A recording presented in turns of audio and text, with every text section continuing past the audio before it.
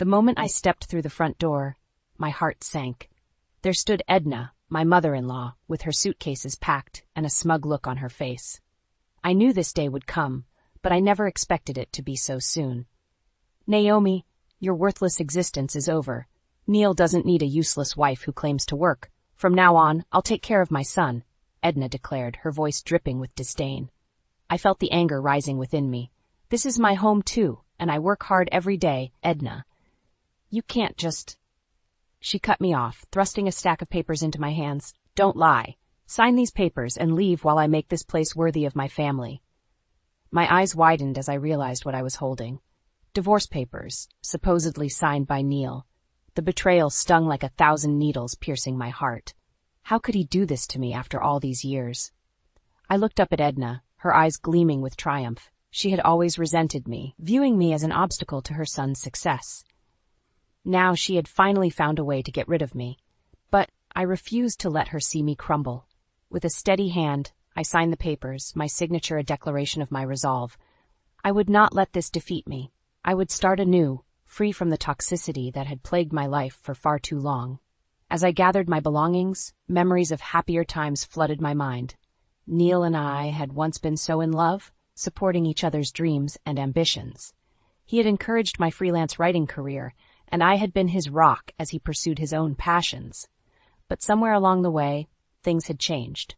Neil's writing career stagnated, and he began to indulge his parents' delusions of grandeur. The loving husband I once knew had become a stranger, a mere puppet in his family's twisted play. I pushed the memories aside, focusing on the present. I had to find a new place to live, to rebuild my life on my own terms. It wouldn't be easy, but I knew I had the strength within me to overcome this challenge. As I stepped out of the house, I caught a glimpse of Edna's smug smile. She thought she had won, but little did she know that this was just the beginning of my journey. I would prove to her, to Neil, and to myself that I was more than just a useless wife. With each step, I felt a newfound sense of purpose. The road ahead was uncertain, but I was ready to face it head-on. I had spent too many years living in the shadows of others' expectations. Now, it was time for me to reclaim my life and find the happiness I deserved. As I walked away from the house that had once been my home, I couldn't help but feel a twinge of sadness. But I knew that this was not the end, but rather the start of a new chapter. A chapter where I would be the author of my own story, free from the chains of the past. With a deep breath, I stepped into the unknown, ready to embrace the challenges and triumphs that lay ahead. This was my time to shine, and nothing, not even Edna's cruelty or Neil's betrayal, could stop me now. As I settled into the driver's seat of my car, the weight of the past few hours crashed down on me. I gripped the steering wheel, my knuckles turning white as I fought back the tears that threatened to spill. How had it come to this? How had the love Neil and I once shared turned into such a bitter, twisted mess? Memories of our early days together flooded my mind. I remembered the way Neil's eyes sparkled when he talked about his writing, the passion in his voice as he shared his dreams with me. I had been his biggest supporter, encouraging him to pursue his craft while I worked tirelessly to build my own freelance career. We had been a team, a partnership built on love and mutual respect. But somewhere along the way, things had changed. Neil's writing career had stagnated, and he had become increasingly distant, spending more and more time trying to please his parents. I had tried to be understanding, to be supportive, but Edna's constant meddling and Neil's growing resentment had taken their toll. The once loving husband I knew had become a stranger, a shell of the man I had fallen in love with. As I drove through the familiar streets of our neighborhood, I couldn't help but wonder what had gone wrong. Had I not been enough? Had I not loved him enough, supported him enough? But deep down, I knew the truth. It wasn't about me. It was about Neil's inability to stand up to his parents, to assert himself, and fight for our marriage. He had chosen to indulge their delusions, to prioritize their expectations over our relationship. The realization hit me like a ton of bricks. I had to move on, to find a new place to live and start over. I couldn't continue to live in a house where I was constantly belittled and undermined, where my own husband had betrayed me so deeply. I pulled into the parking lot of a local coffee shop, needing a moment to gather my thoughts. As I sat there, sipping on a steaming cup of coffee, I felt a newfound sense of determination wash over me. I would not let this defeat me. I would rise above the pain and the betrayal, and I would build a new life for myself. I pulled out my phone and started searching for apartments in the area. It wouldn't be easy, starting over at my age, but I knew I had the strength within me to do it. I had spent too many years living in the shadows of others' expectations. It was time for me to step into the light and reclaim my life. As I scrolled through the listings, a sense of excitement began to build within me.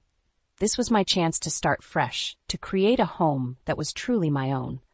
A place where I could be myself, free from the constant judgment and criticism of my in-laws. I knew there would be challenges ahead. I would have to face the reality of Neil's betrayal and the disdain of his family. But I was ready. I had spent too many years silently enduring their abuse, and I refused to do it any longer. With a newfound sense of purpose, I finished my coffee and headed back to the car. I had a lot of work ahead of me, but I was ready to face it head-on. This was my time to shine, to prove to myself and to the world that I was more than just a useless wife. As I drove away from the coffee shop, I felt a weight lift off my shoulders. The road ahead was uncertain, but for the first time in a long time, I felt hopeful. I was ready to embrace the challenges and triumphs that lay ahead, to write the next chapter of my life on my own terms. The days following my departure from the house I once called home were a whirlwind of emotions. I threw myself into my work, determined to prove to myself and everyone else that I was more than just a useless wife. But even as I poured my heart and soul into my freelance projects, I couldn't escape the constant barrage of insults and passive-aggressive behavior from Edna and Neil. Every family gathering became a battlefield, with Edna taking every opportunity to publicly humiliate me. She would make snide comments about my work, my appearance, and my supposed lack of contribution to the family. Neil, ever the dutiful son, would sit silently by, never once coming to my defense. I remember one particularly painful incident at a family dinner. Edna had invited everyone over to celebrate Neil's supposed writing success, and I had reluctantly agreed to attend.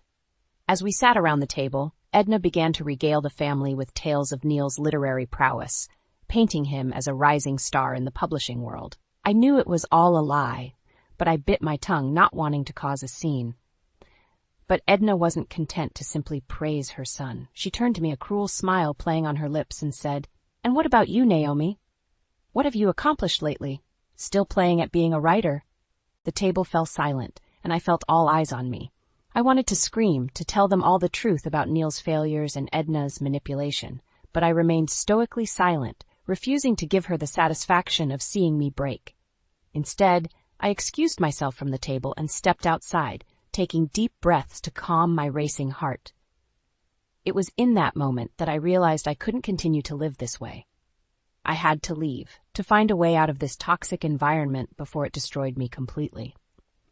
Later that evening, I found myself confiding in my daughter, Clara. She had always been my rock, my confidante, and I knew I could trust her with my deepest fears and doubts.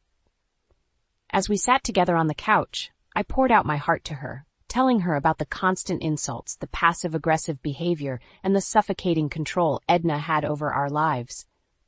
Clara listened patiently, her eyes filled with concern and love. When I finished, she took my hand in hers and said, "Mom, you deserve so much better than this. You are a strong, talented, and amazing woman, and you don't need to put up with their abuse any longer." Her words hit me like a lightning bolt, and I felt a sudden surge of clarity wash over me. She was right.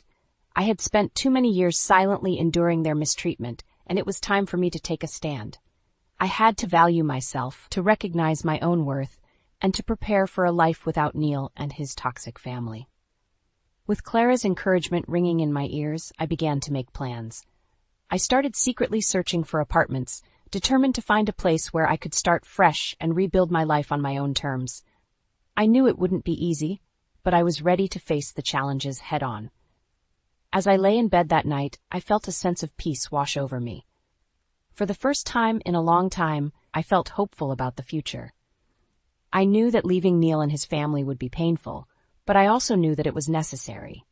I had to prioritize my own well-being, to reclaim the respect and autonomy that had been stripped away from me for so long. With a newfound sense of purpose, I closed my eyes and drifted off to sleep, dreaming of a future where I was free from the chains of my past, ready to embrace the possibilities that lay ahead. With newfound determination, I began to put my plan into action. I started covertly searching for apartments, scouring online listings, and making discreet calls to potential landlords. I knew I had to be careful, as any hint of my intentions would surely be met with swift retribution from Edna and Neil. As I searched, I also began to discreetly pack my belongings. I started with small, inconspicuous items. A few books here, a piece of jewelry there. I tucked them away in hidden corners of the house, slowly building a secret stash of my most treasured possessions. But even as I worked towards my escape, the tension at home continued to escalate. Neil, ever the dutiful son, seemed to be under increasing pressure from his parents to maintain the illusion of his success. He began to siphon money from our joint accounts, claiming it was for shared expenses, but I knew better. I remember one particularly heated argument we had over finances. I had confronted him about the missing money, demanding to know where it had gone. He had the audacity to look me in the eye and lie, claiming it was for a business investment that would pay off tenfold. I saw right through his deceit, and I felt a surge of anger course through my veins. How dare he continue to manipulate and deceive me, even as I was planning my escape from this toxic environment? But I refused to let my anger consume me. Instead, I channeled it into a quiet, steely resolve. I would not let Neil or his family break me. I would regain the respect and autonomy that had been stripped away from me, no matter the cost. As the days turned into weeks, I continued to search for my new home in secret. I attended apartment viewings under the guise of running errands, always careful to cover my tracks. I knew that if Edna or Neil caught wind of my plans, they would stop at nothing to keep me under their control. Finally, after weeks of searching, I found the perfect place. It was a small, cozy apartment in a quiet neighborhood, far from the suffocating influence of my in-laws. I signed the lease with a sense of triumph, knowing that I was one step closer to my freedom. But even as I celebrated this small victory, I knew that the hardest part was yet to come. I had to find a way to leave without triggering a prolonged fight with Edna and Neil. I knew they would not let me go easily, and I had to be strategic in my departure. That's when fate seemed to intervene. Edna, in her never-ending quest to control every aspect of our lives, began to pressure me to sign the divorce papers once again. She cornered me one evening, thrusting the papers in my face and demanding that I end this farce of a marriage once and for all. In that moment, I saw my opportunity. I agreed to sign the papers, but on one condition, that I be allowed to leave immediately, without any further interference from her or Neil. Edna, so eager to be rid of me, readily agreed. And so, with a sense of both relief and trepidation, I signed my name on the dotted line. I felt a weight lift off my shoulders, knowing that I was finally free from the legal bonds that had tied me to Neil and his family for so long. But even as I celebrated this small victory, I knew that the real challenge lay ahead. I had to gather my belongings and make my escape before Edna or Neil could change their minds. I had to be strong, to rely on the quiet strength that had sustained me through all these years of silent battles. With a deep breath, I began to pack my bags, ready to embark on the next chapter of my life. A chapter filled with uncertainty, yes, but also with the promise of a brighter future, free from the chains of my past. The day I moved into my new apartment was a day I will never forget. As I stepped over the threshold, a wave of relief washed over me, so powerful that it nearly brought me to my knees. For the first time in years, I felt like I could breathe again, like the weight of the world had been lifted from my shoulders. I took a moment to simply stand there, taking in my new surroundings. The apartment was small, but it was mine. Every inch of it represented a new beginning, a chance to start over and rebuild my life on my own terms. As I began to unpack my belongings, I felt a newfound burst of creativity coursing through my veins. Ideas for new writing projects flooded my mind, and I found myself itching to sit down at my desk and put pen to paper. It was as if the act of leaving behind the toxic environment of my old life had unlocked something within me, something that had been dormant for far too long. Over the next few days, I threw myself into my work with a passion I hadn't felt in years. I wrote for hours on end, pouring my heart and soul into every word. I took breaks only to eat, sleep, and occasionally chat with my new neighbor, Grace, who had quickly become a source of support and friendship. Grace was a kind, empathetic woman who seemed to understand the struggles I was going through without me even having to say a word. She would often invite me over for tea and conversation, and I found myself opening up to her in ways I never had with anyone before. As I settled into my new life, I began to rediscover the joy of living independently. I relished the freedom to make my own choices, to come and go as I pleased without fear of judgment or criticism. I took long walks in the park, explored new cafes and bookstores, and even started attending a weekly writing group at the local library. For the first time in a long time, I felt like I was truly living, rather than simply existing. I was no longer defined by my role as Neil's wife or Edna's punching bag. I was Naomi, a strong, capable woman with a bright future ahead of her. But even as I reveled in my newfound independence, I couldn't shake the feeling that the other shoe was about to drop. I had spent so many years living under the oppressive thumb of my in-laws that a part of me was still waiting for them to come barging back into my life, demanding that I return to my old ways. And then, 3 days into my fresh start, the phone rang. I picked it up, expecting it to be Clara, or perhaps a new client. But the voice on the other end of the line made my blood run cold. It was Neil, and he was in a panic. He spoke rapidly, his words tumbling over each other in a frantic jumble. From what I could gather, his family was in the midst of a financial crisis, and the carefully crafted facade of his success had come crashing down around them. I listened in stunned silence as he begged me to come back, to help him pick up the pieces of the life he had so carelessly shattered. But even as a part of me ached for the man I had once loved, I knew that I could never go back to that life. I had worked too hard, come too far, to let myself be dragged back into the darkness. With a heavy heart, I told Neil that I couldn't help him, that he needed to face the consequences of his actions on his own. And then, with a sense of finality, I hung up the phone, severing the last tie to my old life. As I sat there in the silence of my new apartment, I felt a sense of peace wash over me. I knew that the road ahead would not be easy, but I also knew that I had the strength within me to face whatever challenges lay ahead. I was ready to embrace my new life, to chase my dreams, and build a future filled with love, laughter, and endless possibility. The days following Neil's frantic phone call were a whirlwind of emotions. I tried to focus on my work, to lose myself in the joy of writing and the comfort of my new life, but his words kept echoing in my mind, refusing to be silenced. It wasn't until a week later that I learned the full extent of the crisis that had befallen my former family. Grace, my ever-vigilant neighbor, had heard through the grapevine that Neil's parents had lost everything. They had quit their jobs, believing in the fiction of their son's success, and now found themselves destitute and desperate. I couldn't help but feel a twinge of sympathy for them, despite all the pain they had caused me over the years. To have your entire world come crashing down around you, to realize that the life you had built was nothing more than a house of cards. I couldn't imagine the devastation they must have felt. But even as I grappled with these conflicting emotions, the phone calls from Neil continued.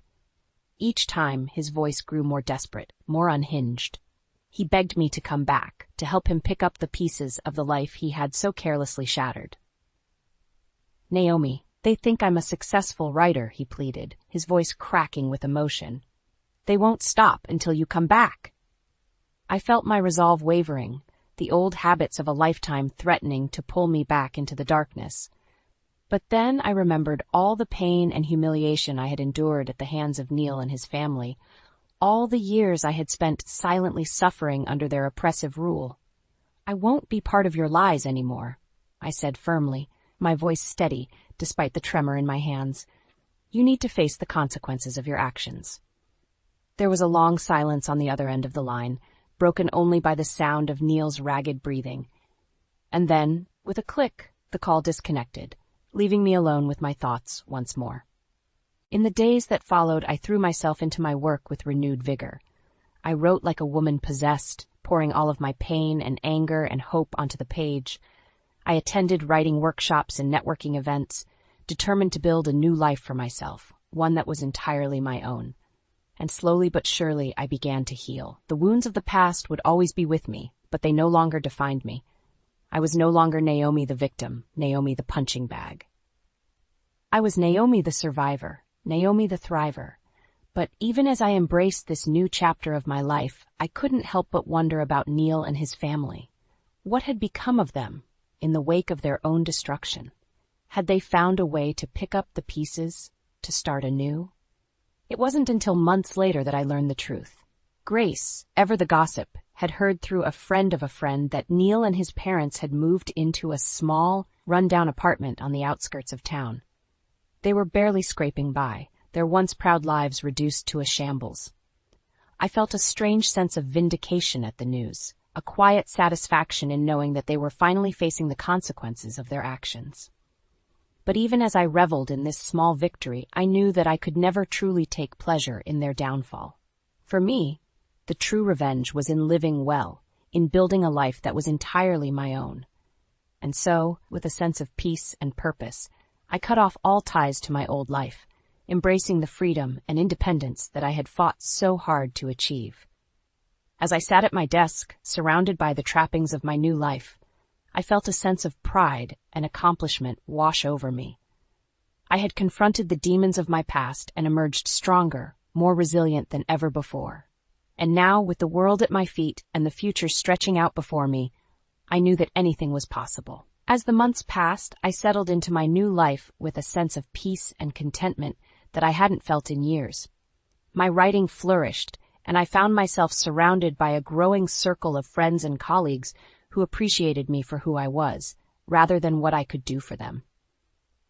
But even as I reveled in my newfound freedom, I couldn't help but wonder about Neil and his family. What had become of them in the wake of their own destruction?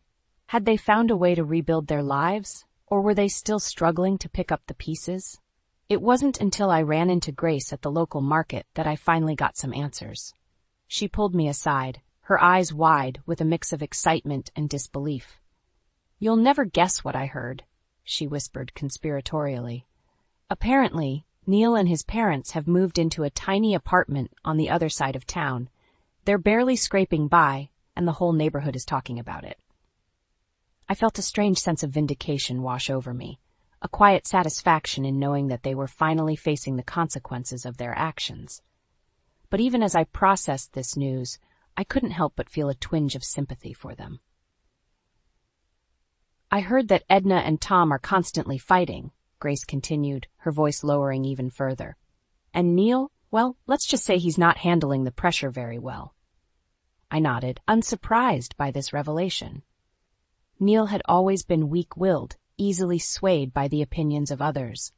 It was no wonder that he was struggling to cope with the weight of his own lies. Over the next few weeks, I found myself thinking more and more about my former family. I couldn't help but wonder what they were going through, how they were coping with the reality of their own downfall. But even as I grappled with these conflicting emotions, I knew that I couldn't let myself get pulled back into their toxic orbit. I had worked too hard, come too far to let them drag me back down into the darkness. And so, with a sense of resolve, I made a conscious decision to focus on my own future, to pour all of my energy into building the life that I had always dreamed of. I threw myself into my writing, attending workshops and conferences, networking with other professionals in my field. Slowly but surely, my hard work began to pay off. My freelance business took off, and I found myself inundated with new clients and projects. I even started to gain recognition in my field, with my work being featured in prominent publications and online forums. But even as I celebrated these successes, I never lost sight of the lessons I had learned from my past. I knew that true happiness and fulfillment came not from external validation, but from a deep sense of self-worth and purpose. And so I continued to focus on my own growth and development, both personally and professionally. I traveled, explored new hobbies and interests, and surrounded myself with people who lifted me up and supported my dreams. As the years passed, I found myself looking back on my journey with a sense of pride and accomplishment. I had faced some of the darkest moments of my life, but I had emerged stronger, more resilient than ever before. And while I knew that I would never forget the pain and betrayal of my past, I also knew that I had found a way to move forward, to build a life that was entirely my own. In the end, that was the true vindication, not in seeing Neil and his family suffer, but in knowing that I had triumphed over adversity, that I had found the strength and courage to create a future filled with love, laughter, and endless possibility. And as I looked out over the horizon, I knew that whatever challenges lay ahead, I would face them with the same resilience and determination that had brought me this far. For I was Naomi, a survivor, a thriver, and nothing could stop me now. As the years passed, I found myself reflecting more and more on the journey that had brought me to this point. It had been a long and difficult road, filled with pain and heartache, but also with moments of incredible joy and self-discovery. I thought back to those early days when I had first met Neil and fallen head over heels in love. We had been so young then, so full of hope and promise. I had truly believed that we would spend the rest of our lives together, building a future filled with love and laughter. But life had a way of throwing curveballs, and our marriage had slowly crumbled under the weight of Neil's lies and his family's toxic influence. I had spent years silently enduring their abuse, convinced that I was somehow to blame for their behavior. It wasn't until I found the strength to leave, to strike out on my own, and build a new life, that I realized just how much I had been holding myself back. Freed from the chains of my past, I had flourished in ways I never thought possible. My writing career had taken off, and I found myself in demand as a freelance editor and consultant. I traveled the world, exploring new cultures and immersing myself in the beauty and diversity of life. But even as I celebrated these successes, I never lost sight of what truly mattered. My daughter, Clara, remained my rock, my constant source of love and support. And as she built her own family, I found myself cherishing every moment I could spend with her and my grandchildren. It was during one of these visits that I found myself reflecting on the true meaning of resilience. Clara and I were sitting in her backyard, watching her children play on the grass. The sun was setting, casting a warm glow over everything, and I felt a sense of peace wash over me. "You know, Mom," Clara said softly, turning to me with a smile, "I've been thinking a lot about everything you've been through, and I just wanted to say how proud I am of you." I felt tears prick at the corners of my eyes, and I reached out to take her hand in mine. "Thank you, sweetheart," I said, my voice thick with emotion. "But I couldn't have done it without you. You've been my strength, my guiding light through all of this." Clara squeezed my hand, her eyes shining with love and admiration. "You give me too much credit," she said with a laugh. "You're the one who had the courage to leave, to start over and build a new life. That takes a special kind of strength, Mom. A strength that I hope I can pass on to my own children." I nodded, feeling a sense of pride swell in my chest. Clara was right. I had faced some of the darkest moments of my life, but I had emerged stronger, more resilient than ever before. And that was a legacy worth passing on, a gift that I could give to my grandchildren and all the generations to come. As the sun dipped below the horizon and the stars began to twinkle in the sky, I felt a sense of peace wash over me. I knew that there would be more challenges ahead, more obstacles to overcome. But I also knew that I had the strength within me to face them head-on, to keep moving forward no matter what life threw my way. And so as I sat there in the twilight, surrounded by the love and laughter of my family, I made a silent promise to myself. I would continue to live my life with resilience and self-worth, cherishing my autonomy and independence. I would be a role model for my grandchildren, showing them that it was never too late to start over, to build a life filled with purpose and meaning. For I was Naomi, a survivor, a thriver, and nothing could stop me now. I had conquered the trials of my past, and I was ready to embrace a future filled with endless possibility, anchored by the unshakable strength of my own resilience.